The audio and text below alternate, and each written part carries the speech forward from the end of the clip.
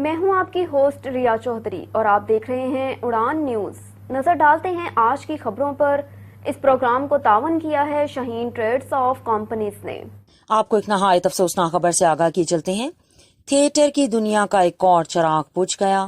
سب کو ہنسانے والا آج رلا کر اس دنیا سے رخصت ہو گیا۔ طارق ٹیڈی، جو کہ کافی عرصے سے بیمار تھے اور ان کا علاج PKL میں چل رہا تھا۔ بیٹے جنید کا کہنا ہے کہ ان کی طبیعت 4 روز پہلے سنبھل گئی تھی، لیکن پھر اچانک خراب ہو گئی۔ ان کے بیٹے کے مطابق طارق ٹیڈی کو سانس اور جگر کا عارضہ لاحق تھا۔ رات کو ان کی طبیعت زیادہ خراب ہو گئی اور صبح 8 بجے ان کا انتقال ہو گیا۔ طارق ٹیڈی 12 اگست 1976 میں فیصل آباد میں پیدا ہوئے۔ طارق ٹیڈی 46 برس کی عمر میں انتقال کر گئے۔ طارق ٹیڈی نے سوگواران میں ایک بیٹا جنید اور 2 بیٹیاں صفا مروہ چھوڑیں۔ تمام تھیٹر اور فلم انڈسٹری کے لوگوں نے گہرے دکھ اور افسوس کا اظہار کیا اور کہا کہ طارق ٹیڈی کا خلا کبھی پر نہیں ہو سکتا۔ اللہ پاک ان کو جوار رحمت میں اعلیٰ مقام عطا فرمائے۔